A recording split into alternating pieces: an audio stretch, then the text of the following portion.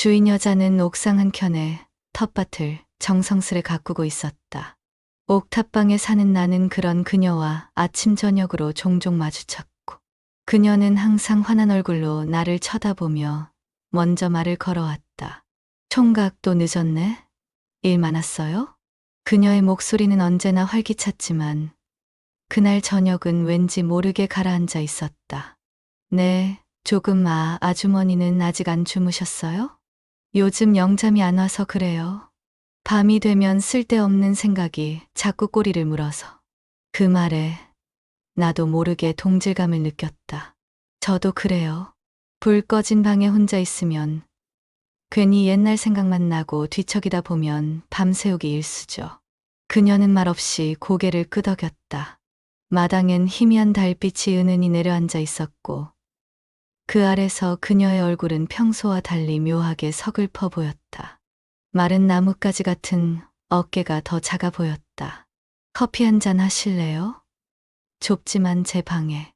내가 조심스레 입을 열었다. 사실 이런 제안은 처음이었다.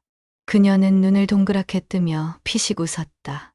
어머, 우리 옥탑 총각이 드디어 주인 아줌마한테 초대도 하네. 장난스러운 웃음이었지만 눈빛에는 복잡한 감정이 스치는 듯했다. 그녀는 잠시 뜸을 들이다가 무언가 결심한 듯 가볍게 고개를 끄덕였다. 좁지만 아늑한 옥탑방. 눅진한 커피 믹스 향이 금세 방 안을 채웠다. 종이컵 2개에 커피를 나눠 마셨다.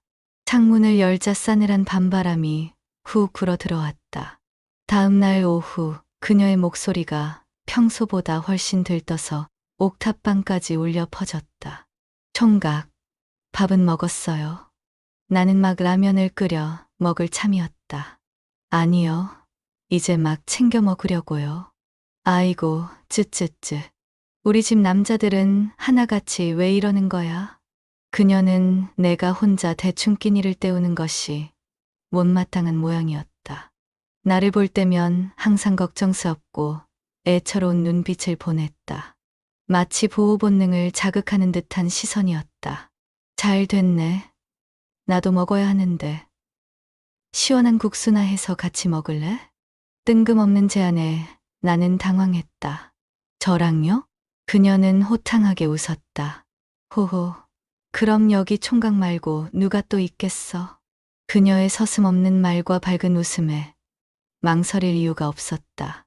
저야 그럼 고맙죠. 그 순간만큼은 환갑을 바라보는 나이 같은 건 느껴지지 않았다. 그저 음식을 나누고 싶어 하는 따뜻한 마음씨를 가진 사랑스럽고 예쁜 여자로 보였다. 가슴 한구석이 다시 간질거렸다. 잠시 후 다시금 다정한 목소리가 옥탑방 문을 두드렸다. 총각, 국수 다 됐어. 내려와서 먹어. 계단을 내려가자 맛있는 냄새가 코를 찔렀다. 주방 식탁에는 김이 모락모락 나는 푸짐한 잔치국수가 놓여 있었다. 정갈하게 얹힌 고명과 진한 멸치, 육수 냄새가 식욕을 돋웠다. 맛이 있을는지 모르겠네.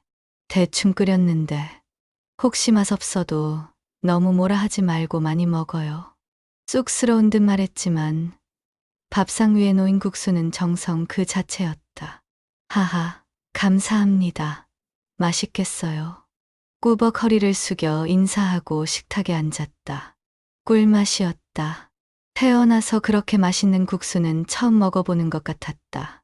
음식을 이렇게 잘하고 말씨나 행동거지도 싹싹하고 정겨운 여자라면 설령 나보다 한참 연상이라 해도 사귀어보는 게 괜찮지 않을까 하는 충동적인 생각이 머릿속을 스쳤다. 그녀가 국수를 먹는 모습을, 이야기를 나누는 그녀의 얼굴을 자꾸만 훔쳐보게 되었다. 나도 모르게 얼굴이 후끈거리고 심장이 쿵쾅거렸다. 침이 꼴깍 넘어갔다. 국수 때문인지 아니면 다른 이유 때문인지 알 수 없었다. 자꾸만 몸에서 이상한 반응을 하는 것이 느껴졌다. 내가 대체 왜 이러는 거지? 혼란스러웠다. 환갑을 바라보는 나의 여자에게 내가 왜 이렇게 스스로도 이해할 수 없는 본능적인 반응에 어찌할 바를 몰랐다. 마지막으로 여자 손을 잡아본 게 언제였는지 기억조차 나지 않았다. 2년 아니, 어쩌면 그보다 훨씬 더 오래됐을지도 모른다. 기나긴 금욕 생활에 억눌렸던 욕망이 엉뚱한 방향으로 전혀 예상치 못한 대상에게로 터져나오는 것만 같았다. 아무리 그래도 이건 아니지. 곧 있으면 할머니 소리 들을 나이인데 이성적으로는 끊임없이 안 된다고 되뇌었지만 자꾸만 시선은 맞은편에 앉은 주인 여자에게 향했다. 그녀의 웃음소리, 젓가락질하는 손길, 국물을 마시는 모습 하나하나가 새롭게 느껴졌다. 그때부터였다. 주인 여자는 시도 때도 없이 옥상으로 올라왔다. 물론 텃밭에 물을 준다는 이유가 가장 컸지만 내 옥탑방 방문을 두드리는 횟수도 눈에 띄게 늘어났다. 한 번은 물새 고지서를 가져왔다며 들르고 또 한 번은 라면만 먹지 말고 김치라도 먹으라며 뼈 삭는다는 잔소리와 함께 김치를 주고 가고 다음 날은 사골국을 끓였다며 뜨거운 국물을 가져오기도 했다. 분명 날 단순히 세입자 이상으로 생각하는 것이 느껴졌다. 처음에는 그저 이 지긋지긋한 현실에서 벗어나 잠시나마 외로움을 풀 대상이 필요했고 그때 가장 가까이 눈에 보이고 나에게 호의를 보이는 여자가 바로 주인 여자 은옥이었다. 그러다 결국 안녕하세요. 저는 올해 45살 노총각이에요. 경기도 안산에서 태어나고 자란 평범하디 평범한 삶이었죠. 학창 시절에는 눈에 띄는 아이가 아니었고 그저 교실 구석에서 조용히 책을 읽거나 친구들과 어울리는 평범한 학생이었어요. 군 복무를 마치고 대학을 졸업하자마자 안산의 한 중소기업 건축자재를 수입해 국내 대형 건설사에 납품하는 무역업체에 자재관리팀 신입사원으로 입사했죠. 그때가 27, 풋풋했던 사회 초년생 시절이었네요. 회사는 크지 않았지만 안정적이었어요. 대기업의 하청을 받는 구조라 경기가 요동쳐도 우리 회사까지 바로 그 여파가 미치진 않더라고요. 저는 주로 해외 거래처와 이메일로 소통하며 주문 물량을 확인하고 배로 들어오는 자재의 통관 절차를 밟고 항구에서 회사 창고까지 운송을 관리하는 일을 맡았습니다. 창고에 쌓인 자재들의 재고를 파악하고 관리하는 것도 제 몫이었고요. 시간이 흘러 결혼 정년기라 불리는 30을 훌쩍 넘기고 40 문턱에 다다를 때까지 저는 그 회사에서 15년 가까이 한결같이 일했죠. 어느덧 팀의 중간 관리자가 되어 후배들을 이끌게 되었어요. 월급은 딱 먹고 살 만큼이었어요. 부모님께 용돈을 드리고 나면 빠듯했지만 저는 유흥이나 취미 생활에 큰 돈을 쓰지 않는 성격이었거든요. 매달 꼬박꼬박 월급의 절반 이상을 저축했고 그렇게 15년을 모아 2억 원이라는 적지 않은 돈을 만들 수 있었습니다. 남들 다 하는 연애나 결혼에는 딱히 관심이 없었어요. 아니, 관심이 없었다기보다 인연이 닿지 않았다는 말이 맞을 겁니다. 회사와 집, 가끔 친구들과의 술자리가 제 일상의 전부였죠. 친구들 대부분이 가정을 꾸리고 아이가 생기면서 자연스레 만남이 줄었고 저는 그렇게 혼자 사는 것에 익숙해져 갔습니다. 외롭지 않았다면 거짓말이겠지만 이 생활에 나름의 만족감을 느끼며 살았어요. 정시 퇴근 후 집에서 혼자 맥주를 마시며 TV를 보거나 책을 읽는 시간이 제게는 편안함이었죠. 하지만 40이 넘어가면서 마음 한구석이 불안해지기 시작했죠. 쳇바퀴 도는 듯한 일상, 몇 년째. 제자리 걸음인 연봉, 관리자로서 더 성장할 수 있는 한계가 눈앞에 보이더라고요. 회사가 점점 어려워진다는 소문이 돌기 시작했고 결국 구조조정의 칼날이 휘둘러지기 시작했습니다. 나보다 어린 후배들이 하나둘씩 회사를 떠나는 모습을 보며 다음은 제 차례일지도 모른다는 불안감이 커졌고요. 15년간 몸담은 회사가 더 이상 제 미래를 책임져 주지 못할 거라는 냉혹한 현실을 깨달았죠. 그 무렵 예전에 회사 거래처에서 일하다 독립해 나간 선배가 제게 식자재 유통사업을 제안해 왔습니다. 선배는 늘 사업 수완이 좋은 사람으로 알려져 있었죠. 요즘 1인 가구 늘면서 작은 식당이나 프랜차이즈가 엄청 생기는데 그런데다 비비로 식자재 대주는 게 돈이 된다는 선배의 말은 흔들리는 제게 강력한 유혹이었어요. 그는 자신도 이 바닥에서 잔뼈가 굵었고 몇몇 식자재나 품철을 연결해 줄 수 있으며 제가 가진 자본으로도 충분히 창업이 가능하다고 부추기더군요. 안정적인 직장 생활에 익숙했던 저는 사업이라는 말에 처음에는 망설였지만 불안한 미래와 새로운 도전에 대한 막연한 기대감이 저를 이끌었습니다. 선배의 성공 사례를 들으며 나도 할 수 있을지도 모른다는 희망이 피어오르더라고요. 결국 저는 15년간 한 푼 두 푼 모아 만든 2억 원의 종잣돈에 창업 대출 1억 원을 보태 총 3억 원을 마련했어요. 꽤 큰 돈이었지만 선배는 이 정도 자금이면 충분히 시작할 수 있다고 장담하더군요. 저는 다니던 회사를 그만두고 안산에서의 삶을 정리한 후 식자재 유통 사업의 본거지를 서울로 옮기기로 결정했습니다.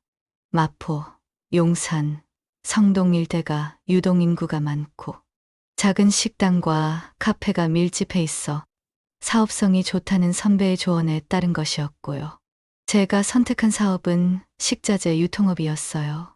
마포, 용산, 성동 일대의 작은 카페, 분식집, 고깃집, 술집 등 개인 매장을 대상으로 계란, 채소, 각종 소스류, 냉동육 등을 도매가에 공급하는 형태였죠. 상상했던 것보다 훨씬 더 발로 뛰어야 하는 일이었어요. 처음에는 선배의 인맥을 통해 몇 군데 거래처를 확보할 수 있었습니다.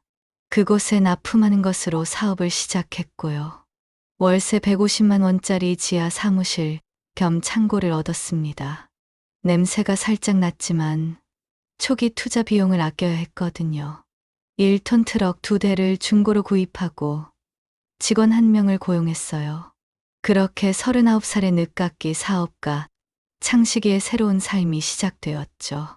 새벽 3시에 일어나 가락시장이나 나장동 축산물 시장으로 향하는 것이 일상이 되었어요.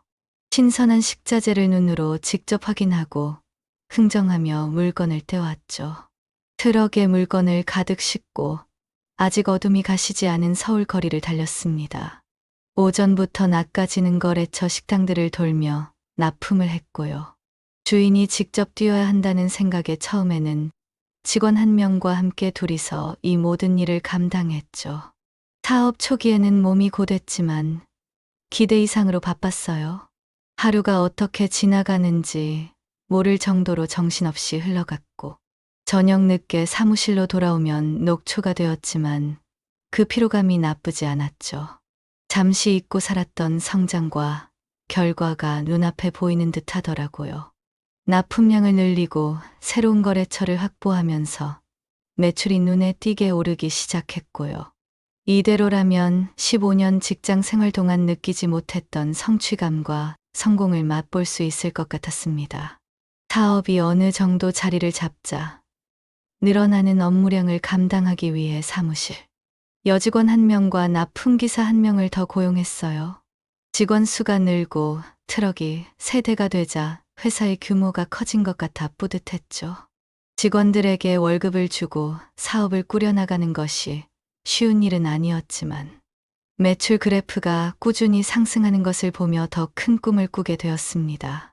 선배의 말처럼 이 사업은 제 인생의 전환점이 될 것이라 믿어 의심치 않았죠. 하지만 그 꿈은 2년을 넘기지 못하고 산산조각 났습니다. 예상치 못한 팬데믹, 코로나19가 세상을 덮쳤어요. 사람들이 외출을 줄이고 식당 이용을 자제하면서 거래처들의 매출이 급감했습니다. 처음에는 납품 대금을 조금씩 늦추는 곳이 생기더니 점점 미지급액이 눈덩이처럼 불어났고요. 몇몇 거래처는 아예 연락이 두절되거나 문을 닫아버렸죠. 그야말로 속수무책이었어요. 가장 큰 문제는 대금 회수였죠. 식자재는 현금 거래가 많은 품목인데 거래처에서 돈이 들어오지 않으니 도매 시장의 물건 값을 치르지 못했거든요. 외상거래는 한계가 있었고 결국 물건을 떼오지 못해 기존 거래처에 납품하는 것조차 불가능해졌습니다. 믿었던 선배의 인맥도 코로나 앞에서는 무용지물이었어요. 더 큰 손해는 유통기한이 짧은 신선 채소나 냉동식품이었죠. 거래처의 주물량에 맞춰 대량으로 떼왔던 물건들이 창고에 그대로 쌓여 유통기한이 지나 폐기하는 일이 잦아졌습니다. 썩어가는 채소와 녹아내리는 냉동육을 보며 제 마음도 함께 썩어 문드러지는 것 같았어요. 하루 14시간 이상을 일해도 수중에 남는 건 없었죠. 오히려 손해만 쌓여갔습니다. 직원의 월급을 주는 것조차 버거워졌고 결국 직원들을 내보내야 했어요. 밤에는 혼자 트럭을 몰고 폐기할 물건들을 실어 날랐습니다. 늦은 밤 쓰레기장 앞에서 식자재 포대들을 내려놓을 때마다 눈물이 핑 돌더군요. 내가 이 일을 하려고 그 고생을 했나 자괴감이 밀려왔어요. 결국 사업을 시작한 지 채 3년이 되지 않아 폐업 신고를 했습니다. 3억 원은커녕 남은 건 3천만 원이 넘는 카드빚과 은행, 대출금, 계약 기간이 남아 보증금 일부를 돌려받지 못하게 된 창고. 그리고 쓰지도 못하고 쌓인 재고품뿐이었죠. 사무실 집기를 팔고 트럭 2대를 헐값에 넘겨 모든 부채를 정리하고 나니 수중에 남은 돈은 겨우 300만 원이었어요. 안산에서 서울로, 안정에서 불안으로, 꿈에서 좌절로 곤두박질 쳤죠. 더 이상 버틸 힘이 없었거든요. 모든 것을 정리하고 가진 집 몇 개를 달랑 싸들고 서울 외곽의 월세 20만 원짜리 옥탑방으로 이사했어요. 좁고 허름했지만 최소한의 보금자리였습니다. 40대 중반에 모든 것을 잃고 빈털터리가 된 저는 다시 밑바닥부터 시작해야 했죠. 매일 새벽 인력시장에 나갔습니다. 건설 현장 일용직, 속칭 노가다를 하기 위해서였죠.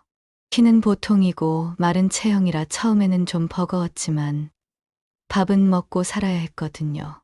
운이 좋으면 하루 14만 원 정도를 벌 수 있었고 그 돈으로 월세와 식비를 해결했어요. 하지만 매일 일이 있는 것은 아니었습니다. 비가 오거나 일거리가 없는 날에는 하염없이 기다리다 빈손으로 돌아오는 날도 많았죠. 그래도 절망할 시간조차 없었어요. 당장의 끼니와 월세를 걱정해야 했으니까요. 그렇게 하루하루 버티고 있던 지난달, 건설 현장에서 시멘트 포대를 들다가 허리를 삐끗했습니다. 순간 억소리가 나면서 주저앉았죠. 며칠 파스를 붙이고 버텼지만 통증은 가라앉지 않더군요. 결국 일도 못 나가고 옥탑방에서 꼼짝없이 누워 지내야 했어요. 혼자 밥을 해먹는 것조차 힘들어 대충 컵라면으로 끼니를 때우거나 굶기 일쑤였죠. 하루는 병원에 가려고 낑낑거리며 옥탑방 계단을 내려가고 있었습니다. 비좁고 가파른 계단을 한 칸 한 칸 짚으며 내려오는데 아래층에 살고 있던 주인 여자가 그 모습을 보았어요. 창식 총각, 허리 다쳤나 봐. 그녀의 목소리가 들려왔죠. 나이는 50 후반에서 60쯤 되어 보였는데 나이에 비해 곱상한 외모에 통통하지만 나쁘지 않은 몸매를 가지고 있는 분이었어요. 항상 깔끔한 차림에 머리도 단정하게 손질하고 다니시는 분이었죠. 네, 아주머니. 일하다가 그만 삐끗했네요. 통증 때문에 얼굴이 찌푸려졌어요. 어이구, 남자한텐 허리가 생명인데 벌써부터 그러면 어쩌노쯧쯧. 주인 아주머니는 혀를 차며 걱정스러운 표정을 지으시더군요. 병원에서 관리만 잘하면 금세 좋아진대요. 애써 괜찮은 척 말했습니다. 그래, 그럼 다행이고. 그날 오후 주인 아주머니가 제 옥탑방으로 찾아오셨어요. 뜨끈한 죽 한 그릇과 김치, 밑반찬 몇 가지를 쟁반에 담아오셨죠. 밥도 제대로 못 챙겨 먹을 것 같아서 죽 좀 끓여왔어. 입맛 없어도 좀 먹어. 처음에는 이 아줌마가 왜 이러나 싶어 부담스럽기도 했습니다. 낯선 친절이 어색했죠. 하지만 사람이 몸이 아파 끼니조차 제대로 챙기기 어려운데 옆에서 누군가 따뜻한 밥을 챙겨준다는 사실이 너무 감사했어요. 이후 직접 만들어 오신 맛있는 집밥을 가져다 주시고 아픈 몸으로 엄두도 못 내던 방 청소도 해주시더라고요. 그렇게 신세를 지다 보니 저도 모르게 이분께 정 아닌 정이 들기 시작했습니다. 아줌마 치고는 몸매도 나쁘지 않았고요. 이야기할 때면 눈도 마주치고 잘 웃어주시더군요. 예전 같으면 전혀 상상도 못했을 일이었지만 옥탑방에 홀로 누워 미래를 걱정하고 있을 때 따뜻한 온기를 나눠주는 그녀를 보며 저런 여자랑 결혼해야 하는데 하는 말도 안 되는 생각이 들기도 했죠. 제 처지를 생각하면 가당치도 않은 생각이었지만 외로움은 사람을 이상하게 만들죠. 그러다가 어느 날 저녁 아주머니께서 제 방문을 두드리셨어요. 창식 총각, 오늘 저녁에 고기 좀 구워 먹으려고 하는데 같이 먹을까? 거절할 이유가 없었죠. 네, 아주머니, 영광이죠. 그녀의 집은 1층에 있었습니다. 제 옥탑방과는 비교도 안 되게 넓고 깨끗했어요. 식탁에 마주 앉아 삼겹살을 구웠죠. 주인 아주머니는 남편과 이혼 후 혼자 살고 있다고 했습니다. 나이는 60살이셨고요. 17살 차이가 나는 엄마 뻘 되는 분이셨죠. 고기를 먹다 보니 자연스레 소주 한 잔을 걸치게 되었고 술 기운에 속사정을 서로 털어놓게 되었어요. 저는 사업 실패와 빚더미 그리고 현재의 힘든 일상을 이야기했고 아주머니는 이혼 후 혼자 살면서 느끼는 외로움, 예전 연애에서 상처받았던 경험 등을 이야기하셨습니다. 아주머니도 여자는 여자였죠. 남자가 그립다. 평생 이렇게 혼자 살아야 하는 건가 하는 푸념을 늘어놓으시더군요. 그 밤 우리는 서로의 상처와 외로움을 확인했죠. 그리고 결정적으로 주인 여자 은옥 씨와 가까워진 계기가 생겼습니다. 그날은 추석 명절이었어요. 사업 실패 후 고향인 안산에 내려가지 못하고 옥탑방에서 배달 음식으로 쓸쓸하게 끼니를 때우고 있었습니다. 부모님께 면목이 없었고 친척들의 걱정 어린 시선과 잔소리를 들을 용기가 나지 않았거든요. 띵동 똑똑똑 문 두드리는 소리가 났어요. 누구세요? 나야. 주인 아줌마. 네, 아주머니. 잠시만요. 문을 열자 은옥 씨가 작은 상자를 들고 서 계셨죠. 그래, 뭐 하고 있었어? 밥 먹고 있었어요. 그랬구나. 명절 연휴인데 집에 있는 것 같아서 차례 음식 좀 가져왔어. 좀 먹으라고. 어머, 감사합니다. 생각지도 못한 따뜻함에 목이 메었습니다. 차례 음식이 담긴 접시들을 상위에 놓으며 은옥 씨가 물었어요. 그래, 집에는 왜 안 내려갔어? 염치가 있어야죠. 있는 돈 다 날려먹고 장가도 못 가고 괜히 가서 잔소리 듣고 기분만 상하느니 아예 안 가는 게 낫죠. 아주머니는요? 나야 뭐 출가 외인인데다 이혼했으니 갈 데가 있나. 애들은 오전에 잠시 왔다가 갔고. 아, 네. 아주머니도 혼자시네요. 그녀의 목소리에 짙은 외로움이 배어 있었어요. 그래. 그럼 우리 저녁이나 같이 먹을까? 외로움을 나누고 싶은 마음이 통했을까요? 저는 망설임 없이 대답했죠. 좋죠. 아주머니가 해주시는 음식은 언제나 기대 이상이잖아요. 제 입맛에도 잘 맞고. 호호, 그래. 그럼 이따 저녁에 내가 연락할게. 네, 아주머니. 그날따라 우리는 같은 기분이었을 거예요. 외롭다. 혼자 있고 싶지 않다. 그래서였을까요? 저녁 식사를 하는 동안에도 분위기가 심상치 않았습니다. 평소보다 더 많은 이야기를 나누었고 서로의 눈빛에서 뭔가를 읽어내려고 하는 듯 했고요. 술 기운도 조금 올라 있었어요. 저는 용기를 내어 말했습니다.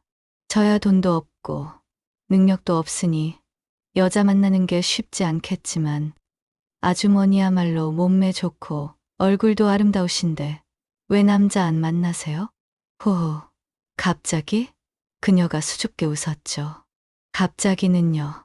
처음 볼 때부터 그 생각하고 있었는데요. 아줌마치고 나쁘지 않다. 왜 저런 여자가 혼자 살까? 이런 생각도 했고요. 솔직한 말이었지만 내뱉고 나니 조금 후회되었습니다. 너무 직설적이었을까요? 하지만 은옥 씨는 기분 나빠하는 기색 없이 말하더군요. 이혼하고 쭉 혼자 지낸 건 아니고 나도 연애를 했지. 근데 이 나이에 만나는 사람들 중에 옳은 인간이 없더라고. 뭘 자꾸 바래기만 하고 요구하고 그래서 싸우고 헤어지고 그게 반복이었어. 이젠 지긋지긋해. 그런 만남. 그녀의 목소리에 진저리가 느껴졌어요.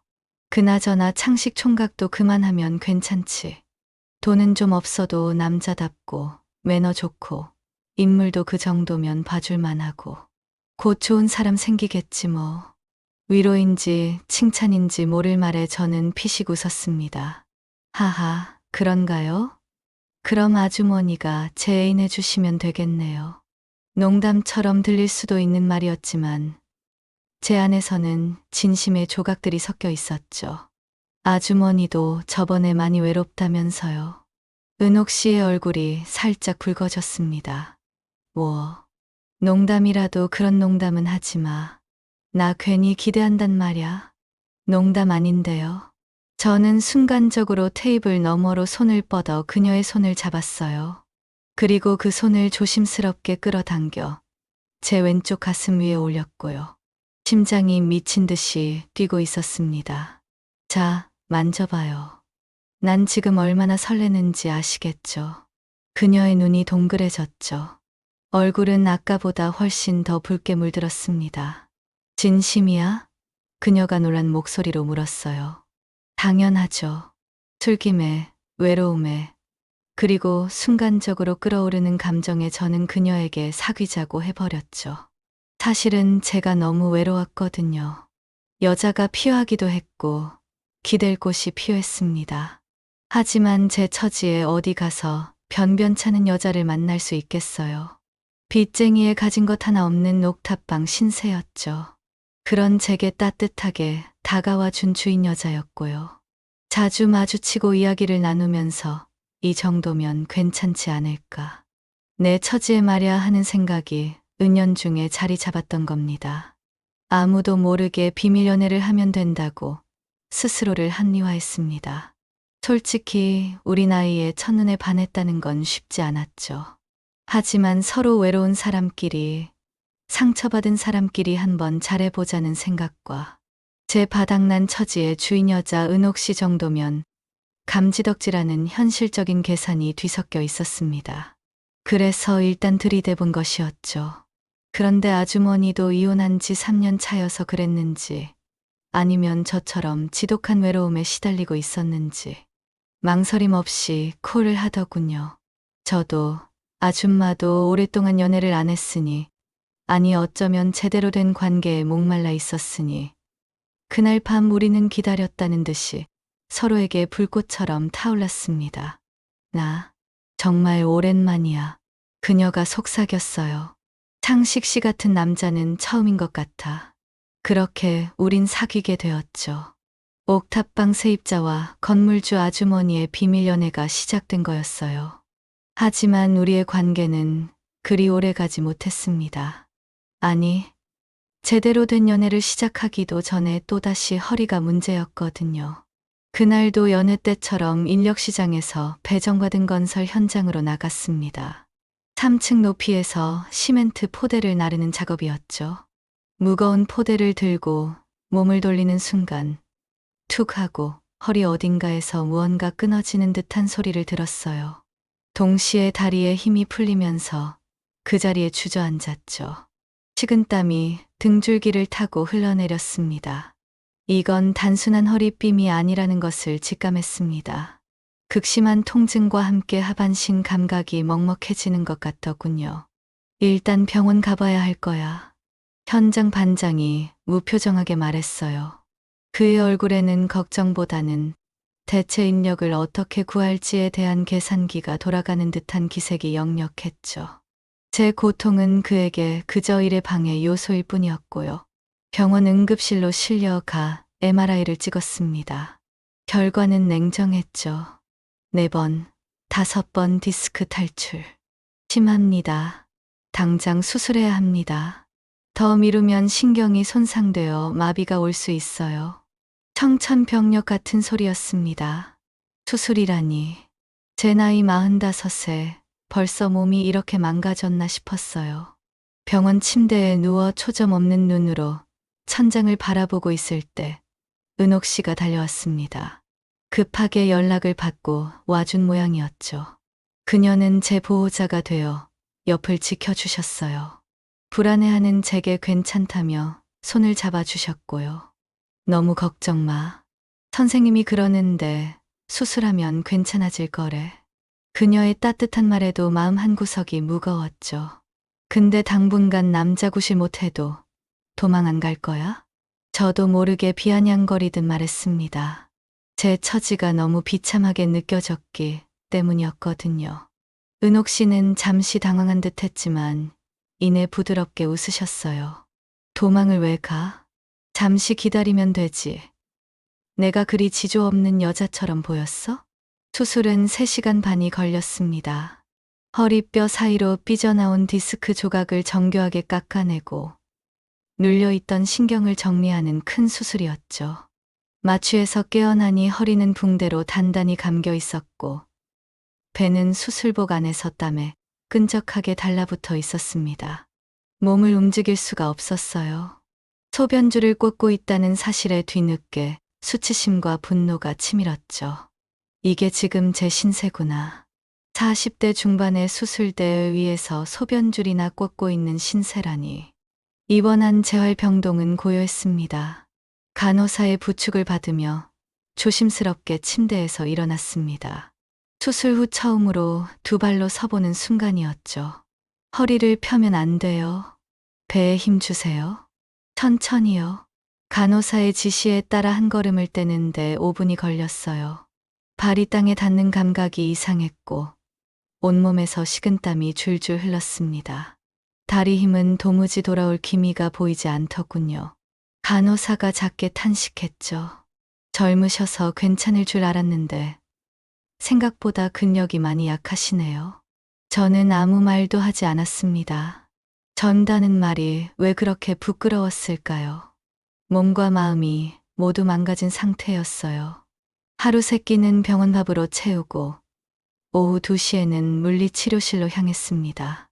물리치료사는 30대 초반의 젊은 남자였고 의외로 농담을 잘 하더군요. 허리는 다시 태어나야 됩니다. 환자분.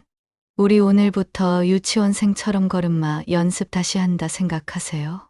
굴욕적이었지만 그의 농담이 없었다면 길고 힘든 재활 과정을 견디기 힘들었을지도 모르죠. 매트 위에서 누워 골반을 들고 허리 근육을 강화하는 동작을 반복했습니다. 다리 근육을 다시 살리기 위해 무거운 밴드를 당겼죠. 하루하루가 고문이었어요. 하지만 다시 걷고 다시 일하기 위해 버텨야만 했죠. 은옥 씨는 병원에 자주 찾아와 저를 응원해주고 필요한 물건을 가져다 주셨습니다. 그녀의 존재가 제게 큰 힘이 되었죠. 퇴원하던 날, 저는 똑같은 병원 복도와 엘리베이터에서 익숙한 듯 낯선 불안감을 느꼈어요. 내 바퀴 달린 침대 위에 누워있을 때는 그래도 환자로서 보살핌을 받으며 사람 구실은 하는 것 같았습니다. 하지만 다시 2발로 세상에 내려서는 순간 저는 다시 혼자였어요.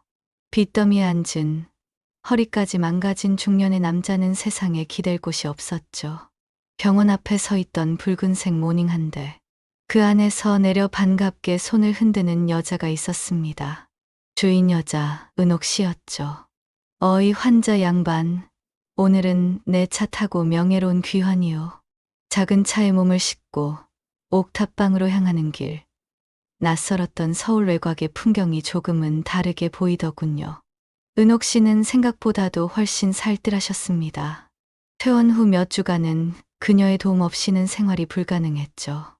아침이면 현관 앞에 미숫가루 한 잔과 삶은 계란 2개가 가지런히 놓여 있었습니다. 점심때면 반찬 몇 가지와 국이 2인분씩 담겨 문 앞에 놓이더군요. 그녀는 핑계를 대듯 말했죠. 어차피 나 혼자 먹으면 남아. 같이 먹어. 하지만 음식이 담긴 그릇은 꼭 뚜껑을 닫아 놓았고 수저는 비닐에 싸놓았습니다. 누가 보더라도 신경 써서 차린 흔적이 역력했고요. 처음에는 저도 경계했습니다. 이렇게까지 헌신적인 친절이라니. 너무 쉽게 다가오는 여자는 늘 무언가 바라는 게 있는 법이라고 생각했거든요. 솔직히 말하면 저도 그녀에게 바란 게 있었습니다. 지독하게 외로운 시간을 나눌 상대. 그러니까 우리의 시작은 분명 목적이 있었죠. 계산적인 마음이 전혀 없었다고는 말할 수 없었어요. 밤늦게 그녀가 소주 한 병을 들고 와서 같이 마시자고 했을 때 저는 내심 기대도 했습니다. 그녀와의 관계가 다시 예전처럼 돌아갈 수 있을까 하는 막연한 기대감. 술잔을 기울이며 그녀가 말했어요. 남자랑 사는 거 지긋지긋했는데 너는 좀 이상하게 사람 냄새가 나. 돈도 없고 가진 것도 없고 몸까지 망가진 잭에서 무슨 사람 냄새가 난다는 걸까요? 그녀의 말에 저는 괜히 피식 웃었죠. 제 활은 생각보다 더뎠어요. 하루에 서너 시간은 침대 위에서 스트레칭과 허리 근육 운동을 반복했고요. 매주 한 번씩 병원에 가서 경과를 확인하고 물리치료를 받았죠. 그 모든 재활의 시간 동안 은옥 씨는 묵묵히 옆에 있어 주셨습니다. 운동할 때면 제 무릎을 받쳐주기도 하고 아픈 다리에 뜨거운 찜질팩을 얹어주기도 하셨죠. 허리를 굽히지 못하는 저를 대신해 집안일을 해주고 필요한 물건을 사다 주셨어요. 그녀의 헌신적인 모습에 슬슬 미안해질 즈음 저는 조심스럽게 물었습니다. 제가 너무 신세지는 거 아니야? 이 정도면 됐다는 뜻이었을까요? 부담스럽다는 마음이었을까요? 그러자 그녀는 별말 없이 제 손등을 슬쩍 덮었어요. 그녀의 손은 따뜻했고 부드러웠습니다. 신세진다는 건 끝날 때 하는 말이야. 난 아직 끝낼 생각 없는데? 그녀의 말에 마음 한쪽이 툭 하고 무너졌죠. 그것은 고마움이라기보다는 서글픈 감정에 가까웠습니다. 실패하고 아프고 가진 것 하나 없는 저 같은 사람을 누군가에게 다시 받아들여진다는 것이 그토록 아프고 감격적인 일이라는 것을 그제야 깨달았습니다. 그녀의 손길이 처음에는 이성적인 기대에서 시작되었던 것이 어느 순간부터 어머니 같기도 하고 힘들 때 기댈 수 있는 누이 같기도 하고 또 깊은 외로움을 달래주는 여자로 느껴졌어요. 복잡하고 미묘한 감정들이 뒤섞였죠. 한 달쯤 지나자 허리 통증이 많이 가라앉고 몸도 어느 정도 회복되었습니다. 겨우 허리도 펴고 제대로 걸을 수 있게 되자 가장 먼저 하고 싶었던 것은 깨끗하게 씻는 것이었죠. 그동안 집에서 대충 닦고 지냈지만 몸이 말끔해지고 싶어졌어요. 조심스럽게 집 근처 목욕탕에 다녀왔습니다. 개운한 기분으로 목욕탕을 나와 은옥 씨에게 전화를 걸었어요. 아주머니, 저 목욕탕 다녀왔어요. 그녀는 잠시 침묵하더니 그저 이렇게 말했죠. 그래, 이제 사람 됐네. 그 말은 칭찬 같으면서도 이상하게 뭉클했습니다. 외모뿐 아니라 삶 자체가 엉망이었던 제게 다시 인간다운 모습을 찾았다는 의미로 들렸죠. 저는 그날 밤 치킨 한 마리를 사들고 은옥 씨의 방을 두드렸습니다. 조심스럽게 문을 열고 들어갔어요. 둘이 마주 앉아 치킨을 먹으면서 저는 조심스럽게 마음속 이야기를 꺼냈죠. 나, 있잖아. 아주머니 처음 만났을 때, 아니 그 전에 사귀자고 했을 때. 솔직히 말하면 그냥 몸 하나 누일 때 필요했어. 기댈 곳이 필요했고 외로움을 달래줄 사람이 필요했어. 그래서 너한테 간 거야. 은옥 씨는 닭다리를 뜯다 말고 저를 바라봤어요. 말없이 어떤 표정도 짓지 않더군요. 그녀의 눈빛이 깊었죠. 그러자 저는 용기를 내어 덧붙였습니다. 제 목소리가 떨렸어요. 근데 지금은 나 진짜야. 너 없으면 불안하고 내가 해준 밥이 자꾸 생각나. 누가 날 이렇게 챙겨준 적 살면서 없었어. 제 고백의 방 안에는 잠시 정적이 흘렀죠. 긴 침묵 끝에 은옥 씨가 슬그머니 손을 들어 눈가를 닦았습니다. 그녀의 눈시울이 붉어져 있었어요. 아무 말 없이 제 손을 잡아주셨죠. 그날 이후 그녀는 더 이상 그저 주인 여자가 아니었습니다. 아침에 챙겨주는 밥상이 마치 아내처럼 다정했고, 저녁에는 잠들기 전 제 등을 받쳐 베개를 놓아주는 손길이 엄마처럼 따뜻했죠. 하지만 무엇보다 그녀는 저를 실패한 중년 남자가 아닌 한 사람으로, 온전한 남자로 대해주셨습니다. 제 상처를 보듬어주고 무너진 자존감을 세워주셨고요. 어느 날 은옥 씨가 부엌에서 밥을 하다 무심하게 물었죠. 창식 씨, 나이 45이면 아직 인생 절반은 남은 거지? 그동안 잃어버린 시간도 많았지만 은옥 씨와 함께라면 남은 절반의 인생은 다를 것 같다는 예감이 들었어요. 그리고 속으로 조용히 다짐했습니다. 이제는 제가 이 사람을 챙겨줄 차례라고요. 비록 가진 것은 없지만 그녀에게 받은 온기와 사랑을 되갚으며 함께 남은 인생을 걸어갈 차례라고 느꼈어요. 옥탑방 작은 창문으로 햇살이 비춰들었죠. 그 햇살이 예전처럼 차갑게 느껴지지 않았습니다. 은옥 씨와 함께하는 제 새로운 인생이 시작되고 있었어요.